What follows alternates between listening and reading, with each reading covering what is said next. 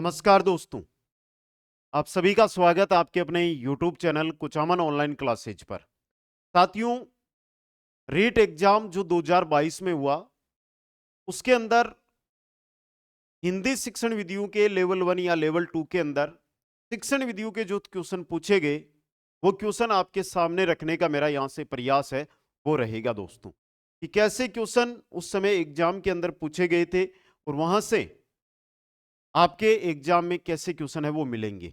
30 question लेकर आया हूं हिंदी शिक्षण विधियों के, और 30 क्वेश्चन यहां से आपको बहुत फायदा पहुंचाएंगे, इसलिए शुरू से लेकर अंत तक प्रत्येक क्वेश्चन को जरूर अटेंड करें।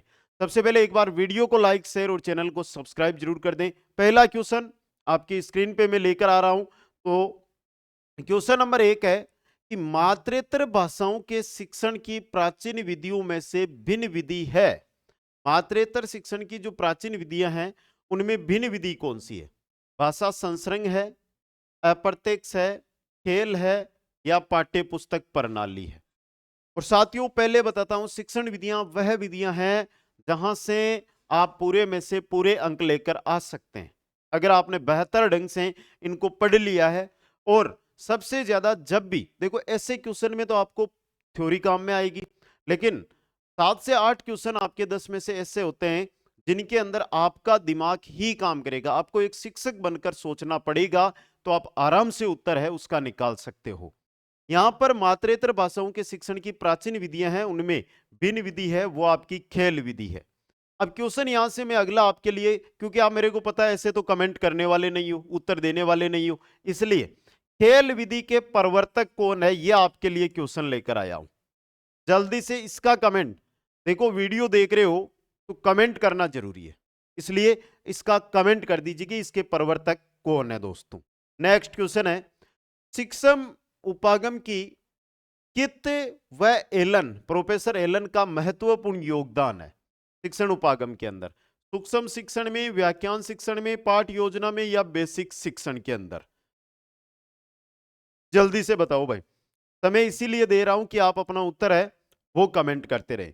और सही आपका यहां पे रहेगा सूक्ष्म शिक्षण। किसमें है? सूक्ष्म शिक्षण के अंदर दोस्तों। क्वेश्चन नंबर 3 है, इस काल में मानसिक विकास तेज गति से होता है। कल्पना, चिंतन, तर्क शक्तियां बढ़ती है और अमूर्त चिंतन करने लगते हैं। वाक्य बालक के किस काल के लिए कहा गया है?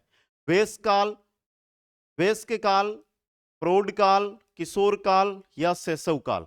मानसिक विकास तेज गति से, यहीं से उत्तर तो मिल गया आपको भाई। शैशवावस्था, बाल्यावस्था, किशोरावस्था, तो सर्वाधिक मानसिक विकास होता है किशोरावस्था के अंदर। तो ऑप्शन आपका 3 यहां पर किशोर काल के लिए। यह वाक्य किसके लिए है? किशोर काल के लिए दोस्तों। क्वेश्चन नंबर 4, आदर्श पठन, विशेष सामग्री पर प्रश्न पूछना, विविध प्रतियोगिताओं का आयोजन, कहानी, नाटक, बाल कार्यक्रम सुनाना, बच्चों के बैठने का आसन ठीक करना इत्यादि गतिविधियां श्रवण कौशल विकास के किस स्तर के बालकों के लिए है? शैशव, उच्च प्राथमिक, प्रौढ़ या महाविद्यालय शिक्षण स्तर? यह क्वेश्चन भी एग्जाम की दृष्टि से काफी इंपॉर्टेंट बन सकता है भाई। और बताओ जल्दी से, देखो उत्तर आ जाना चाहिए। मैं उत्तर के लिए ही वेट कर रहा हूं, नहीं तो 30 क्वेश्चन लगभग हम 10-12 मिनट में भी कर सकते हैं, लेकिन आप भी उत्तर दे, आपको भी इस पढ़ा हुआ याद रहे, उसके लिए ये समय आपको दे रहा हूं। और सही आपका रहेगा यहाँ पे उच्च प्राथमिक स्तर। कौन सा स्तर? उच्च प्राथमिक स्तर के लिए ये बात है जो कही गई है दोस्तों। समझ गए? अगला क्वेश्चन, नेक्स्ट क्वेश्चन देखिएगा, बच्चों के लिए भाषा सीखने का सर्वोत्तम समय कौन सा है? 6 से 9, 12 से 15, 18 से 21 या 21 से 24? 5 सेकंड का क्वेश्चन जो उत्तर देने के लिए टाइम है वो रहता है आपके लिए, तो उसमें आप अपना उत्तर देते रहे। बच्चों के लिए भाषा सीखने का सर्वोत्तम समय होता है, वो होता है 6 से 9 वर्ष का। कौन सा होता है? 6 से 9 वर्ष का आयु वर्ग होता है, वो सर्वाधिक अधिक मात्रा में भाषा है वो ग्रहण करता है दोस्तों। नेक्स्ट क्वेश्चन है आपका, हिंदी शिक्षण की मूल ध्वनियों की संख्या अधिक होना उच्चारण में किस स्तर के छात्रों के लिए सबसे बड़ी चुनौती है? हिंदी शिक्षण में जो मूल ध्वनियां हैं उनकी संख्या अधिक है, तो सर्वाधिक चुनौती क्या आपके आएगी? नहीं आएगी। किशोरावस्था में आएगी? नहीं आएगी। बाल्यावस्था में आएगी? कम आएगी। लेकिन सब सर्वाधिक जो बड़ी चुनौती ये रहता है वो किस स्तर पर रहता है? तो ये रहता है शिशु स्तर पर। किस पर रहता है? शिशु स्तर पर ये सबसे बड़ी चुनौती रहता है दोस्तों।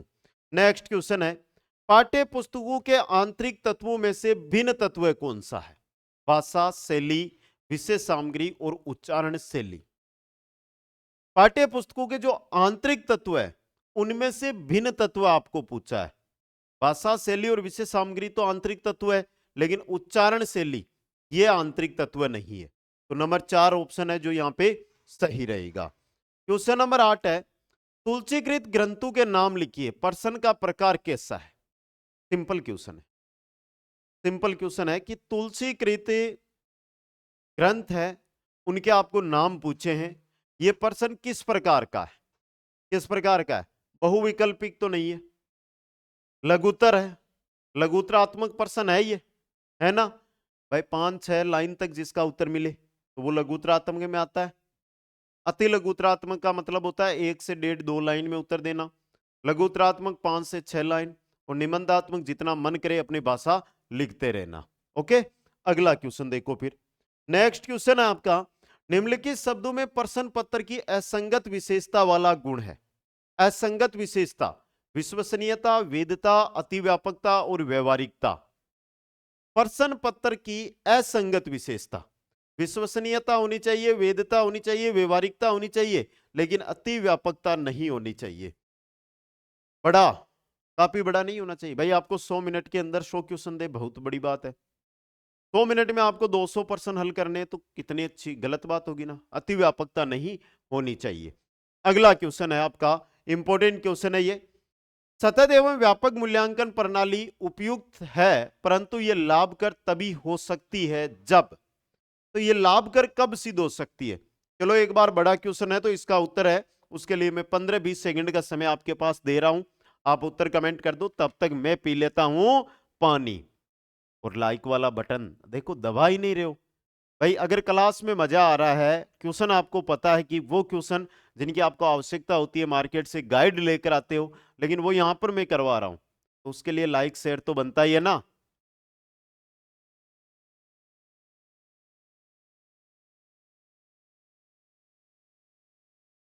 सही बताऊं? पहला है देखो, मूल्यांकन पक्षपात रहित तो आंतरिक मूल्यांकन व वार्षिक परीक्षा के प्राप्तांक अलग अलग दर्शाएं, यह सही रहेगा। तब सतत और व्यापक मूल्यांकन है वो लाभकर सिद्ध हो सकता है। अगला क्वेश्चन है आपका, निम्न में से मातृभाषा, राष्ट्रीय जागरण, सांस्कृतिक पुनरुत्थान को जिस शिक्षण विधि से बल मिला वह है डोल्टन, बेसिक, किंडरगार्टन या प्रोजेक्ट पद्धति। कौन सी है?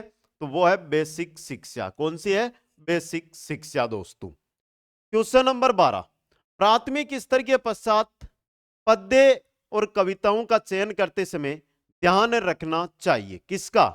कविता की भाषा क्लिष्ट होनी चाहिए, कविता जीवन से दूर कृत्रिम हो, कविता की भाषा कक्षा स्तर के अनुकूल हो, या कविता कल्पना जगत में विचरण नहीं करती हो।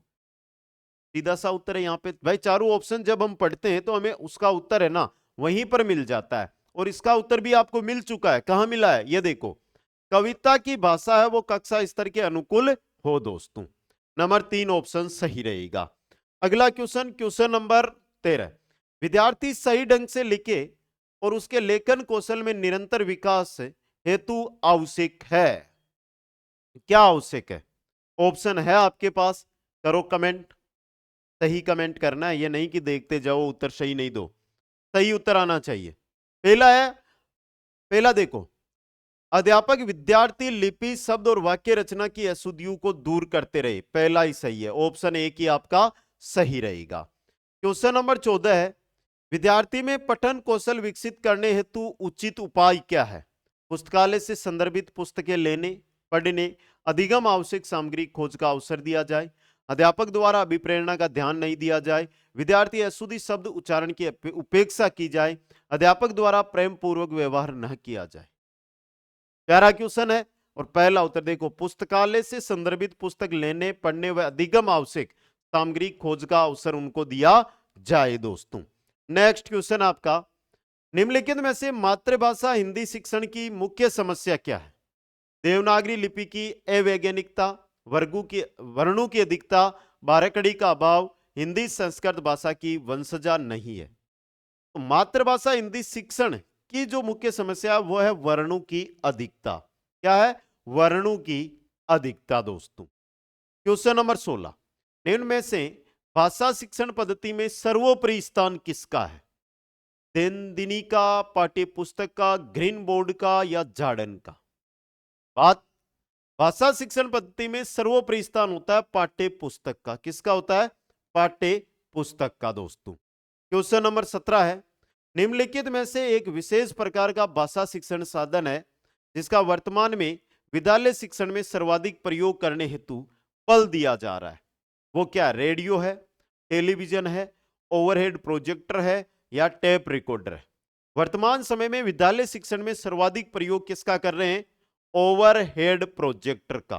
तो नंबर 3 ऑप्शन सही रहेगा। क्वेश्चन देखो भाई, अगला क्वेश्चन है हमारा, भाषा शिक्षण के द्वारा विद्यार्थियों के भाषाई ज्ञान एवं कौशल तथा उनकी रुचियों तथा अभिव्यक्तियों में कितना विकास हुआ है, इसकी सापेक्षित जानकारी प्राप्त करने हेतु कौन से 2 कार्य करने होते हैं? कौन से 2 कार्य हमें करने होते हैं दोस्तों? पहला, आवर्ती पुनरावर्ती, स्थान परिवर्तन, चिकित्सा, स्पष्टता निवारण, मापन और मापन द्वारा प्राप्त मापों की व्याख्या। प्यारा क्वेश्चन, सिंपल उत्तर, और ऑप्शन नंबर 4 यहां पे आपका क्या रहेगा? एकदम करेक्ट रहेगा, नंबर 4 ऑप्शन। नेक्स्ट क्वेश्चन देखो भाई, भाषा शिक्षण के क्षेत्र में मापन की सर्वाधिक प्रयोग में ली जाने वाली विधि का नाम? निदानात्मक, परीक्षा, योग्यता या भावनात्मक? भाषा शिक्षण के क्षेत्र में मापन की सर्वाधिक प्रयोग ली जाने वाली विधि है वो है परीक्षा विधि। कौन सी है वर्तमान में? परीक्षा विधि दोस्तों। नेक्स्ट है, यदि विद्यार्थी कुसमायोजन से बच रहे हो, पढ़ने की ओर उनकी रुचि वृद्धि हो रही हो, उनके व्यवहार में यथा परिवर्तन हो रहा है, तो निम्नलिखित शिक्षण कारगर समझना चाहिए? क्रियात्मक अनुसंधान, उपचारात्मक, इकाई पाठ योजना का अभाव या विद्यालय निर्माण समिति? फिर आया क्वेश्चन इंपॉर्टेंट, और सही उत्तर की पहचान करनी है तो उपचारात्मक शिक्षण ऑप्शन 2 सही रहेगा। नेक्स्ट है, विद्यार्थियों को पुस्तकों के माध्यम से भाषा की मूल ध्वनियों एवं लिपि का ज्ञान कराकर उन्हें पढ़ने लिखने के कौशल में दक्ष किया जाता है। इस विधि को कहा जाता है, क्या कहा जाता है? पुस्तकों के माध्यम से, मतलब पाठ्य पुस्तक विधि। क्या कहेंगे? पाठ्य पुस्तक विधि दोस्तों। नेक्स्ट क्वेश्चन है, डोल्टन प्रणाली का आविष्कार किसने किया था? किलपेट्रिक, डोल्टन, मोंटेसरी या पार्कहर्स्ट ने? नाम है डोल्टन प्रणाली, और डोल्टन प्रणाली का डोल्टन कर दिया तो गलत हो जाएगा, पार्कहर्स्ट ने किया था। यह क्वेश्चन भी आपका लेगा इंपोर्टेंट।